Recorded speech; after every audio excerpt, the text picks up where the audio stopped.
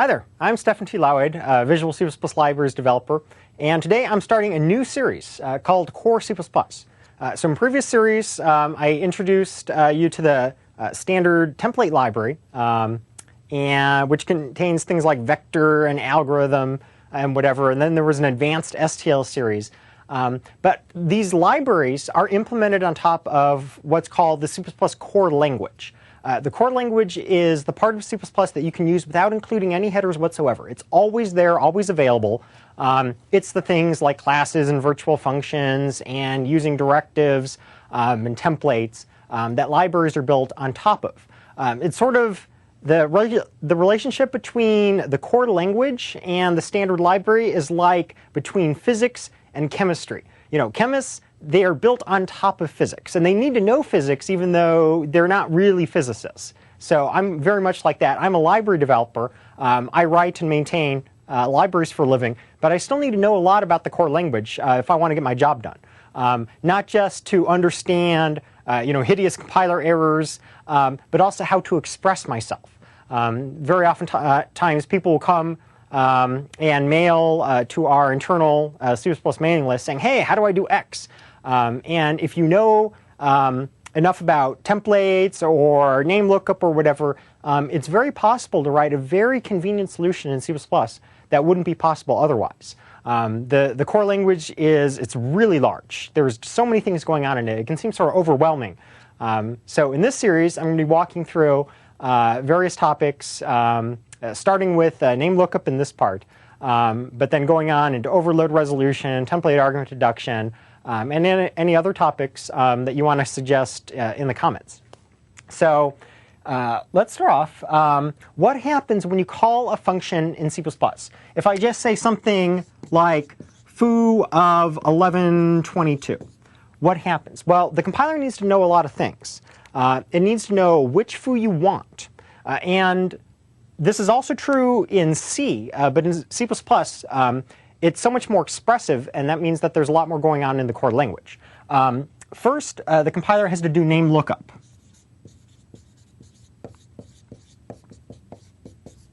It sees, oh, you said foo 1122 like this. You want some function foo. Which foo do you want? Is it in the global namespace? Is it in another namespace like namespace std? Is it in a subnamespace of that? Is it a class member function? Maybe I'm within a member function of a class bar. And when I say foo 1122, I'm not calling some free function. I'm calling a class member function. Do I want that one? Do I actually want to do argument-dependent lookup? Now, if the arguments are 1122, the answer is no. But if the arguments are of class type, maybe it is. This is also true in the case of operator overloading. If I say something like s plus meow, this is an overloaded operator on std string. And the way C++ does operator overloading is that it's just pretty syntax for an ordinary function call.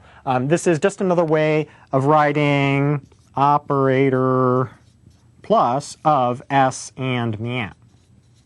So it still has to do name lookup to figure out where this operator plus lives. Which one do you want? So once it finds all the possible names that you could potentially want, then all of these names get thrown into the overload set. But wait, what if one of those functions is a template? Maybe I have something like, if I say template on type name t,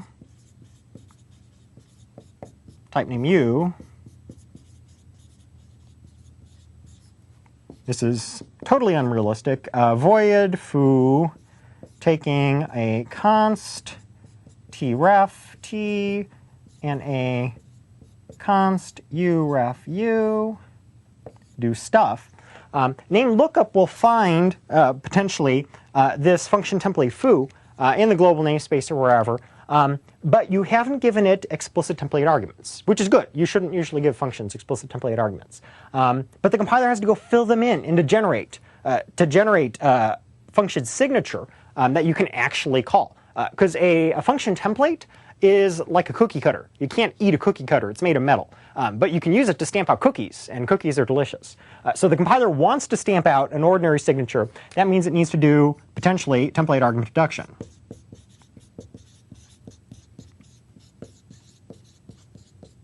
Obviously, this does not happen for plain old functions.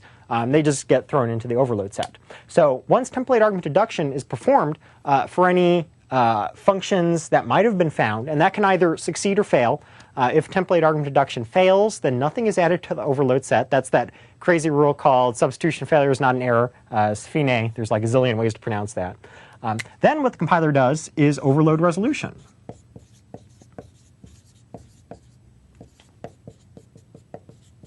It says, okay, you've got free function foo in the global namespace. You got a std foo. There is no std foo. You've got some function templates that have generated exact signatures. Which one is the best? And overload resolution has a bunch of subtle rules. It's intended to produce a desirable result. So if I've got foo taking int and int, and another foo taking constring ref, and my arguments are 11 and 22, then I obviously want the ones taking, the foo taking a couple of ints. The one taking a couple of strings is just totally unsuitable. So overload resolution has rules that will select the desired overload by comparing the argument types against the parameter types. It's just playing this little game of, okay, could I possibly call this function? That's sort of the first step. And then, is this function the best one? There's this concept of a best viable function. Sometimes, though, the result is ambiguous. If I've got a foo taking long and another one taking, say, short and short, and my arguments are int and int, that's actually ambiguous. The compiler looks at that and says, you know, I could convert one way, and I could convert the other way, but I consider them both to be equally good, and I'm just going to throw up my hands in the air. I'm going to say, hey, this is ambiguous. Usually, the compiler is right that it really totally is ambiguous. Sometimes it could really select a good one, but the rules have been stated in such a way that the compiler says, okay, I need additional help from you, the programmer. I need you to insert a cast, or otherwise clarify which function you possibly want. So after overload resolution happens, then there's actually access control.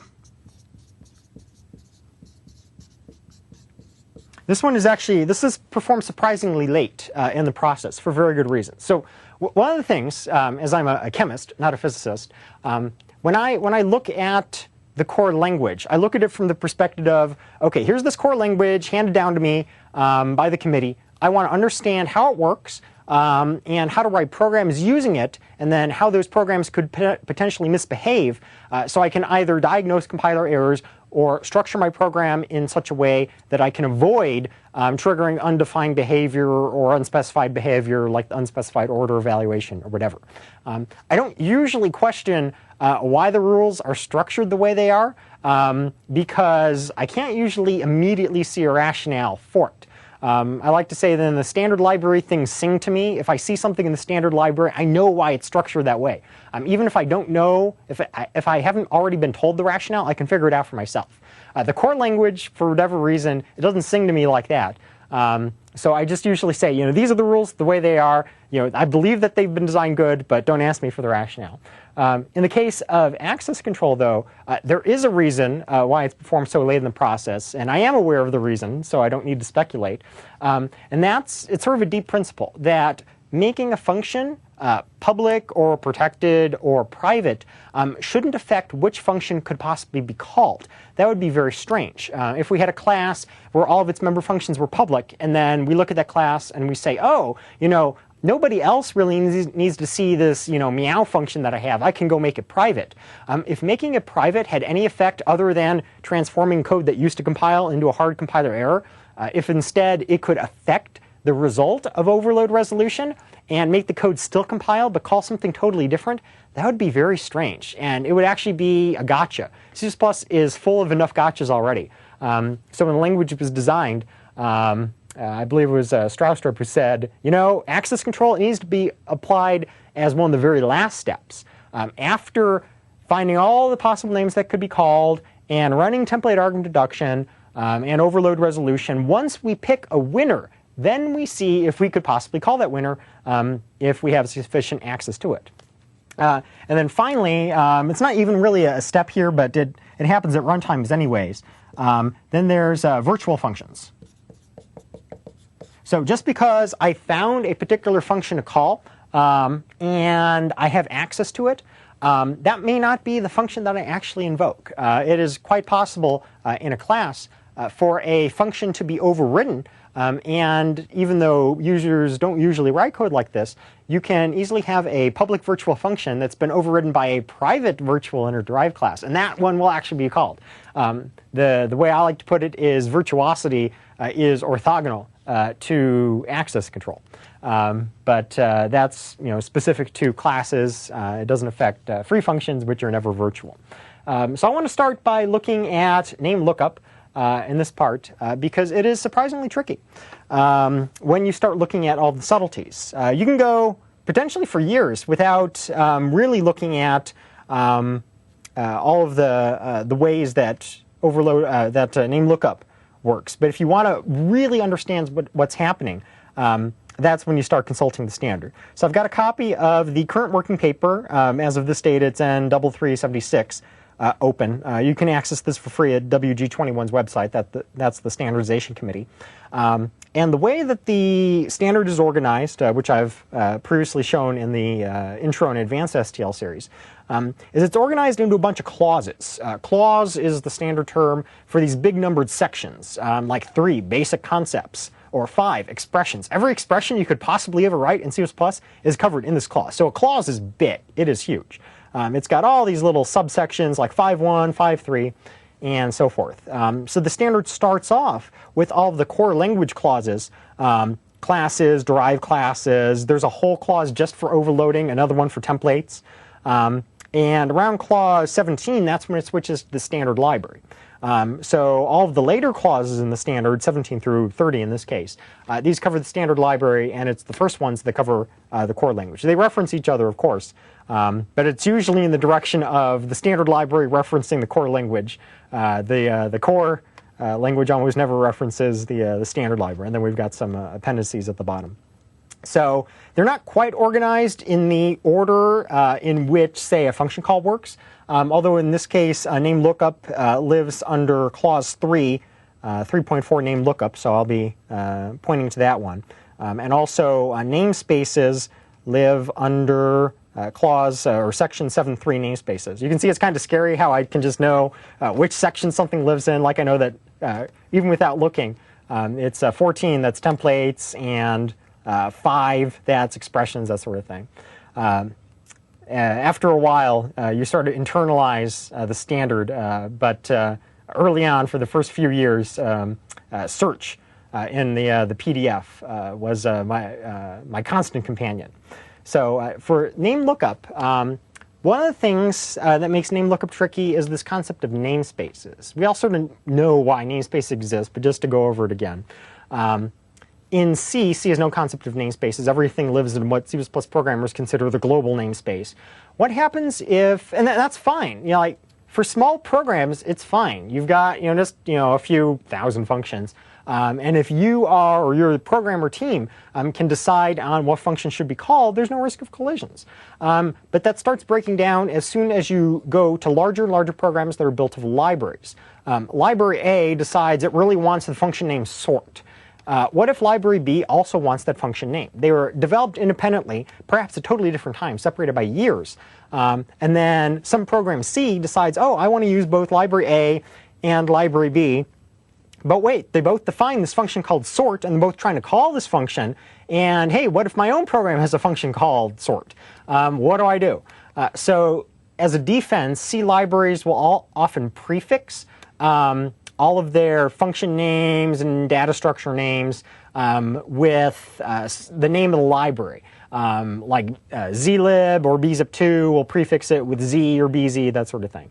And that's kind of crummy. Why do we need to sort of infect all of our function names with this prefix just to avoid collisions?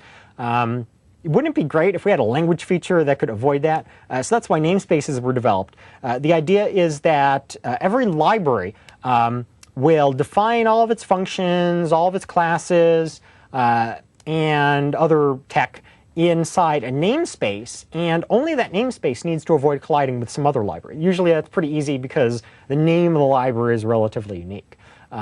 And we see this in namespace std. The std namespace is where all the standard library lives, with only a couple sub-namespaces like std placeholders now for bind. And somebody else can easily define their own sort function as long as it's in a namespace not called std. And this allows them to coexist side by side, and the programmer can distinguish between them. So, however, the fact that we've got all these functions living in namespaces means that the program needs to be able to access code living in those namespaces, and that's where name lookup comes in. So there's sort of three major forms of name lookup. You've got your unqualified name lookup. That's like when you've got a foo 1122. If there's no qualifiers to the left of it with double colons, then the unqualified name lookup rules activate. Then there's qualified name lookup. That happens if I said something like std : sort. In that case, I'm explicitly saying, hey, I want to go reach into the std namespace and then pull out the sort function. I don't even want you to consider any other namespaces that might contain sort functions. And finally, there's argument-dependent lookup, which is sort of the trickiest part. It's surprising. Sometimes I'll be on, a mailing list or forum, and I'll say, oh, you just use ADL. And programmers are like, wait, what's ADL? Because it is a relatively advanced feature. Early on, it was known as Koenig lookup after Andy Koenig, who had invented this. And for a long time, it was actually marked as such in this helpful name that each section of the standard is tagged as. One of the few times any feature in C++ was named after a person instead of a description of what it is. That was actually changed in C++ 11, and now it's actually tagged as argdep or ADL. Instead of Koenig lookup. But if you're ever looking at an old FAQ and something refers to Koenig lookup, it really means argument dependent. And then after all of the possible names that a function could be living in have been found, that's when the other sections of template argument deduction, overload resolution, and so forth activate. So let's switch over to VC for now. I'm still running VC 10 SP1. I should install the VC 11 at some point. It's not yet RTM. And here I've got my example hello world or meow program where I've got this using directive, and I'm saying using namespace std. This is known as a using directive that will drag in all of the names from the target namespace, and that allows me to say cout meow endl like this. So what if I didn't say using namespace std? Will this compile? It will not compile. In fact, I'm going to get squiggles. Thank you, IntelliSense. It's going to say error. Cout is undefined. I don't know which one you want. So I would need to say std cout and also std endl. Yes, thank you, IntelliSense. I know what I'm doing. Like this. And the squiggles go away, and this will actually compile. And if I run it, it'll work. So this itself is using argument-dependent lookup. And remember when I said that overloaded operators in C++ are just pretty syntax for a function call? Well, look at this. Std cout left shift meow. This is a function call. The way it's really interpreted by the compiler, I'm just going to get rid of this endl for now. Imagine I'm just going to print meow. I can even put a \n there like this. I could have written this, even though nobody does, as operator left shift std cout comma meow. Just a string literal. Okay, so I needed to qualify cout with std because that's the namespace that it lives in. Yet I didn't qualify operator left shift. Here I could have when I'm writing its full name, but when I'm just putting it inline, I have no opportunity. You can't say std : left shift. That would be weird. And yet this compiles and runs. How does this possibly work? Because this operator itself lives in namespace std. Yes, it worked. And the reason why is argument-dependent lookup. So that's why C++ has this rule. It says, OK, if you've got an unqualified function call, like this operator left shift, but it applies to plain functions as well. Overloaded operators aren't special. In addition to ordinary unqualified name lookup, I want you to look into the namespaces that the the function arguments live in, hence argument dependent, and also search those. Throw everything into the big cauldron, and then run overload resolution and let a single winner emerge, or declare an ambiguity. So this is how operator left shift can be defined in namespace stood, isolating it from other namespaces, boost or whatever, and yet be found through pretty syntax. So this is one of the primary reasons ADL exists, but it's not the only reason. Things like non-member swap or tightly associating a non-member function to a class are the reasons why ADL exists. Now, ADL does have its own gotchas. It's certainly not the cleanest behaving C++ feature, and it's also relevant in the C++11 range-based for loop.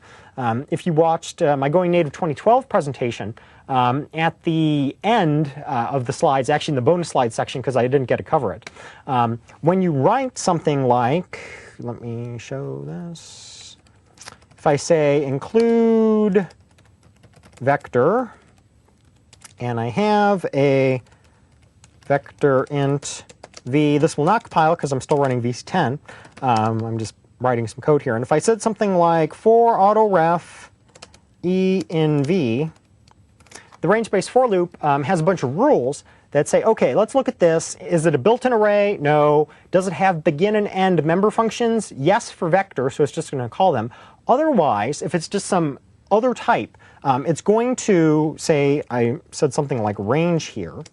If it doesn't have begin and end member functions, notionally, it's going to have non-member calls, begin range, and end range to get those iterators. So how does it find begin and end? And the answer is it uses argument-dependent lookup. And in fact, just at the last standards committee meeting in February in Hawaii, the core working group resolved an issue exactly how is ADL used here, and the answer is it uses this sort of thing called pure ADL. It will only search the namespaces associated with range, and it will not do unqualified lookup. It turns out that you actually can't get this effect in just plain old C++ if you've got a certain scheme of using directives. That means that if you want to associate a non-member begin and end with some type, it really does need to be in the same namespace as that type. You can't stick a begin and end in the global namespace and expect them to be invoked, or you can't stick them in a helper namespace and expect that a using directive will drag them in. This is interesting because when I first looked at the wording for the range-based for loop, I just assumed that it would be using ordinary ADL. Every other compiler writer outside Microsoft assumed it would be using pure ADL, and that dispute was resolved in time for us to fix it in VC11. So VC11 RTM has already implemented these pure ADL rules, so that's what you'll see.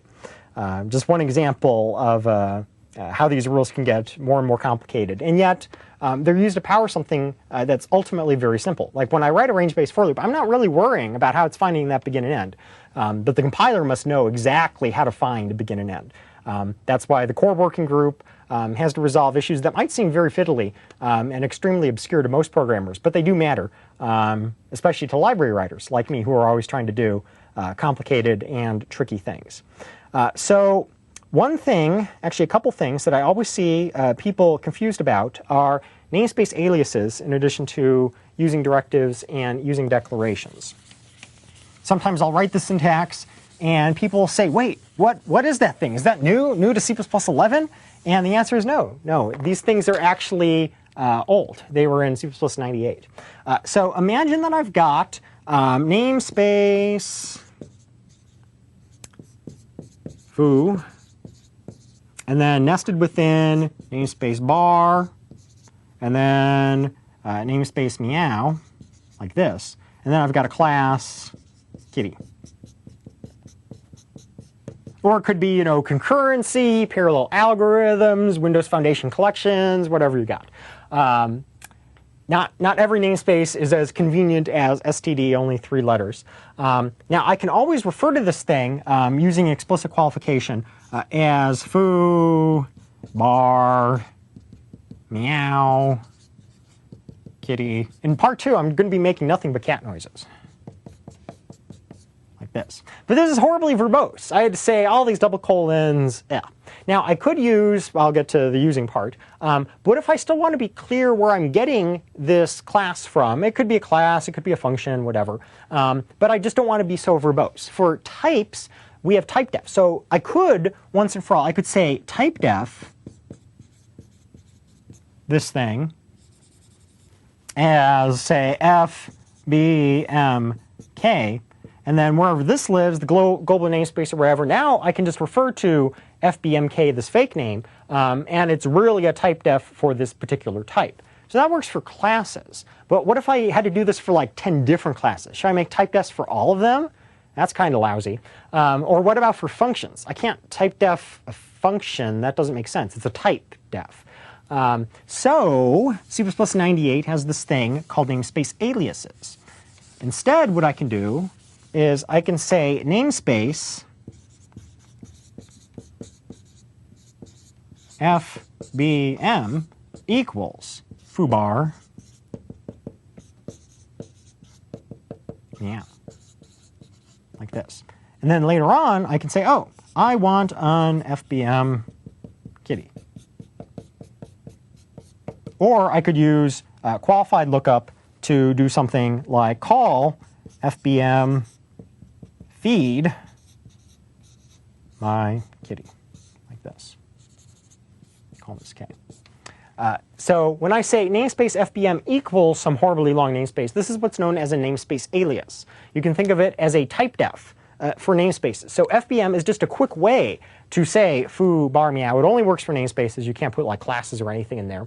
And then I can use that to refer to classes or functions within that. I'm a big fan in C++CX of immediately defining namespace aliases for Windows Foundation collections and platform collections, because that's horrible. I'm not going to type more than 5 letters for a namespace. I would much rather say WFC and PC. So if you're ever faced with obnoxiously long namespaces, especially nested ones, consider using namespace aliases to make your code cleaner, easier to read. So as for usings, there's actually 2 ways to do using. Okay. There is using directives, and this looks like using namespace stood.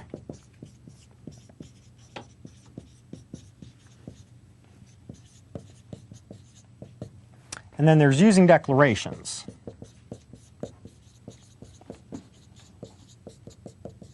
Okay, and this looks like using stood vector.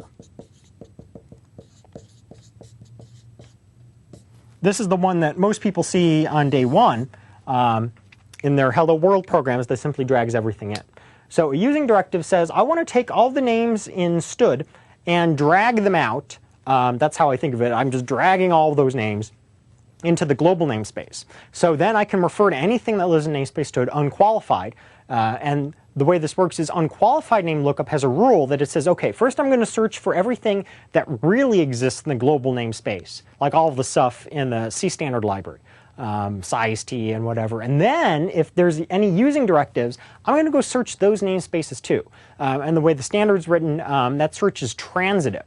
So if I say using namespace X, and X, the namespace itself contains a using directive for namespace Y, I'm also going to go search namespace Y. Usually, in most programs, using directives are just put at the global scope because people just want to use all those names. But you can also put them within other namespaces, or you can make them local to a function. That way, the using directives effect is confined for the duration of that function, and it won't leak out and affect other code. Whereas a using declaration is very targeted. If I'm at global scope and I say using stood vector, that will drag the name vector only into the global namespace, and I can refer to that unqualified, but it will not drag in stood DAC and stood list and whatever. However, argument-dependent lookup is still applicable, so I could call algorithms on vector if the vector type itself is the argument. In that case, it'll search namespace stood. Whether that's a good idea or not, that's sort of up to your style. Personally, I don't like to use ADL except when I really want it, like in the case of overloaded operators or calling swap unqualified. Otherwise, I would much rather explicitly qualify the call or just have it using directive for the whole thing. I don't like to rely on ADL if I don't have to. So that's the difference between using directives and using declarations. Now, going on into something more advanced, if I have a using directive, it makes the name visible, but the class still really lives in that namespace.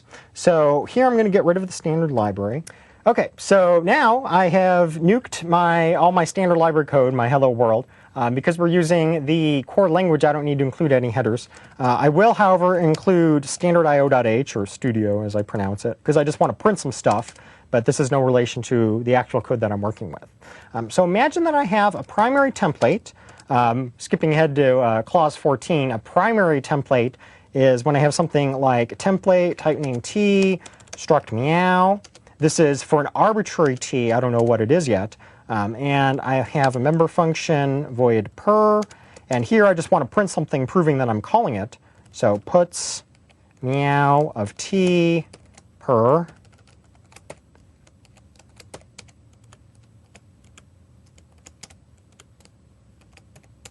And then I would like to specialize it. When I cover clause 14, you'll see all the wonderful things you can do with explicit and partial specializations. I want a meow that's just for int. In this case, I'm going to have a per where I will prove that I'm invoking meow of int per. Like this. Yeah, stop that.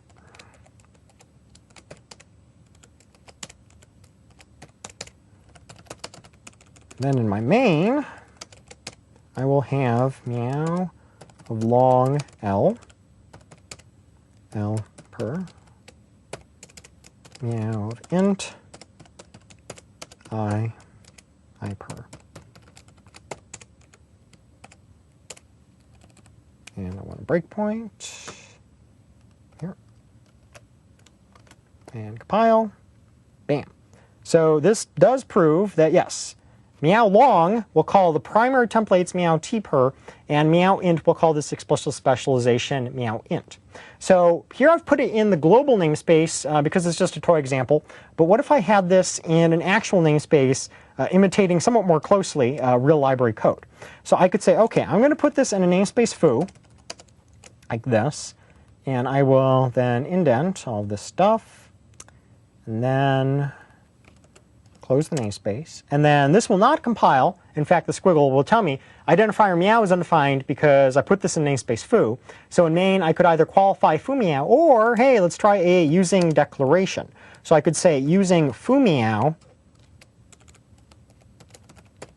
Okay, and I'll save. The squiggles go away. So I laid out the order in which things happen. This is true also for classes, even though things like template argument reduction, overload resolution don't apply to classes. When I say meow long, the compiler needs to know what meow I want because it's a class template name.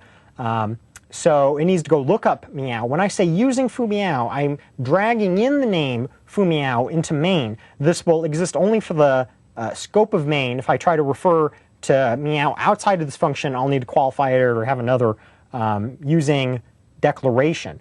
And then I can refer to meow of long and meow of int, and the compiler knows that, oh, this is a class template, and I'm not trying to use operator less than or anything strange here. And I'm dragging in only the name. I don't say anything like using foo meow long or whatever, because I'm not talking about the class, I'm only talking about the name. Name lookup could really care less what the meow is. To it, it's just a name. So this will, forget if I compiled this or not, this will compile and run because I've dragged in foo meow, and the puts is slightly wrong because it really should say foo meow t. In fact, I can go fix that. If I say foo, to be precise, there's a C99 feature, double_ function, something like that, that allows you to have a macro that expands to some version of the current function's name. I believe we actually have that in VC, but it goes by like 3 different non-standard names, and I have to go look them up in MSDN. So rather than trying to do that from memory, I'll just have these puts here. So this is what it looks like if you have an explicit specialization within a namespace. But what if I had this explicit specialization outside of namespace foo? So that would look like this. I close foo here, and I unindent like this. Okay. So this will fail to compile. You can see it's already squiggling because it doesn't know what meow is. In order to explicitly specialize a template, it needs to see the primary. The primary is foo meow, and if I go out to global, then, hey, what meow is this? So I could say foo meow like this,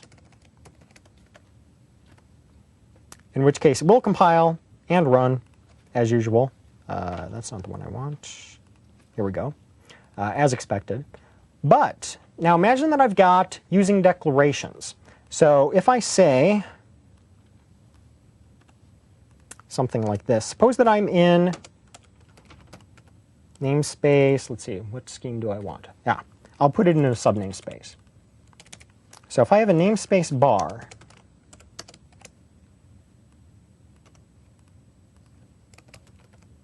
okay. Before I get too crazy, I'll go like this.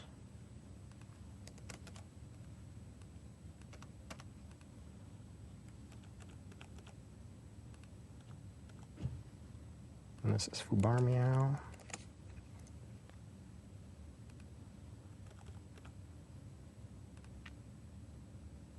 And then outside here, I'm going to using bar meow. Okay. And this should compile. It does. And why did it not run? There we go. Yes. So what I've done here is I have an outer namespace foo and an inner namespace bar. And then I have a primary template, foo bar meow, and an explicit specialization, foo bar meow of int. And then I close namespace bar.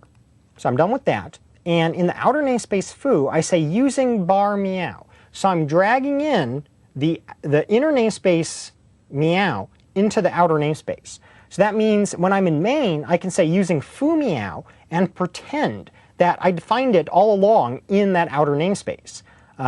And what this does is says, okay, I want foo meow. Let's go look in foo. I don't have a meow here, but wait, there's a using declaration for bar meow. Let's go look in bar. Oh, here it is. And here's the explicit specialization. Let's go invoke this. So that all works. Now imagine that I didn't put the explicit specialization here, but instead I try to put it out here. And I said foo meow int ID tab, save, like this. So in this case, if I say foo meow of int, then it's going to look for foo, oh, and it finds this using declaration, and then it knows that I'm specializing this primary template here. So this will actually build and run. There we go. Yes, for some reason I had forgotten the rules and I thought that this should fail to compile, but I'm like 90% sure the VC is doing the right thing here that I'm going to explain. So in going back to VC in the standard library, we had added the TR1 additions in VC9 SP1, and those lived in the subnamespace std TR1. And in C++11, things like std TR1 shared putter and std TR1 function were promoted, and they became real members of namespace std. Yet in VC10 SP1, we didn't have time to, and VC10 RTM as well, we didn't have time to go change over all of the namespaces, so we did a shortcut. While still defining shared putter and function and other helpers in namespace std TR1, we then drag them out into namespace std with using using declarations, just like this using foo meow. So to almost all uses, it looked like they really live in namespace std, even though their true name was in std TR1. In VC11, we've switched that around. Now, shared putter and function and so forth, all these things that originally lived in the TR1 subnamespace, they're now truly defined in namespace std. And then for backwards compatibility, we drag them into TR1, std TR1, so that if you have old code meaning around 2005, 2008 vintage, that's referring to names in TR1, it'll still compile. And that's all done through these using declarations. Now you can tell the difference if you look at types in like the debugger, or if you're looking at mangled names, because that will always refer to the true name that something was defined in. The other way you can tell the difference, I had not shown argument-dependent lookup here, but the way argument-dependent lookup works is it will search only the namespace that something was defined in. In fact, I should be able to present that. If here I can just get rid of all this template stuff. So if I have just a struct meow, and I have foobar meow per, yes, and a using bar meow, that'll work. And doesn't need to be a template here, m. I'll do it with a non-member function like this.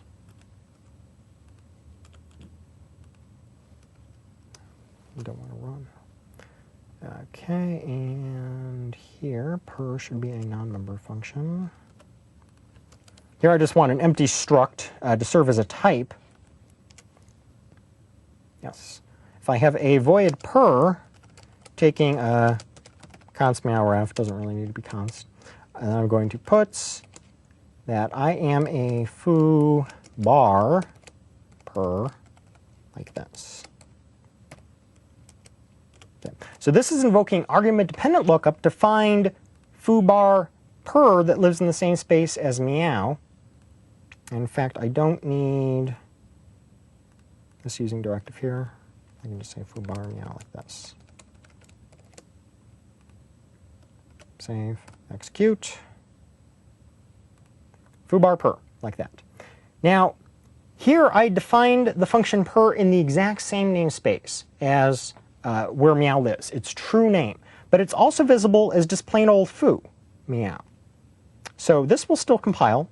If I refer to it as foo meow, because this will look in namespace foo, find the using declaration, and then find this meow here, and then argument-dependent lookup will find the associated per. So this will still compile and run, like that. However, if I attempted to find this per not in the true namespace of meow, but if I put it in the namespace that appears to live in foo, it won't work anymore. So that would look like this. Okay.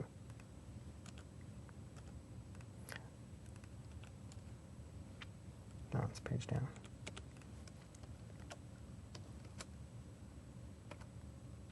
Fails to compile. Here it's complaining, oh, identifier not found. On line 17, it doesn't know what per I'm trying to call. Line 17 is in main here. Yep, that's line 17. So what's going on here is I have this outer namespace foo, inner namespace bar, struct meow. I've dragged the name meow into my outer namespace foo, and then I define a per function. Up till now, I'm still totally cool. I take a const meow, and it knows which meow this is, because I've got a using declaration. So foo per will take foo bar meow. That's fine. This, however, is no longer accurate. The problem is when I go into main. So up to this line, everything is still cool. I say foo meow, and that finds, it traverses this using declaration, finds the inner one. Then I try to do argument-dependent lookup, finding this per. So argument-dependent lookup's rules say it will search, in addition to unqualified name lookup, only the true namespace in which an argument lives. It won't search namespaces in which the thing appears to live. So even though meow appears to live in the outer namespace foo, its true name is foo bar. So that means ADL will not find this thing sitting in the outer namespace. It will search the namespace bar, but aside from this struct, that's completely empty. So that's why it fails to compile. This is one case in which C++ cares about the true namespace that something lives in. And this is actually a good thing. Argument-dependent lookup, it's adding extra things to the overload set. You want to find functions that are tightly associated with a class, but you don't just want to start adding in any old thing, because these are sort of unconditionally added whenever you've got an unqualified call. It wants to be very precise. This sort of limits the possible damage that it could cause. Yet, if you start getting crazy with using declarations, you need to be aware of this rule, that it will only search the associated namespace like this. So this is one of the ways programmers could be broken by our dance with std and tr1 and vc10 and vc11 if they were depending on something living in tr1 to only drag in functions that were living in tr1 and not functions living in std. Well, now everything lives in std. Or vice versa. Now people can depend on std shared putter dragging in through ADL other functions that live in std, even though maybe they shouldn't. So that wraps up name lookup. In future segments, I'll be going through things like template argument deduction, overload resolution, and any other topics in the core language you'd like to see. Drop a note in the comments if there's any issue you'd like me to talk about. See you then.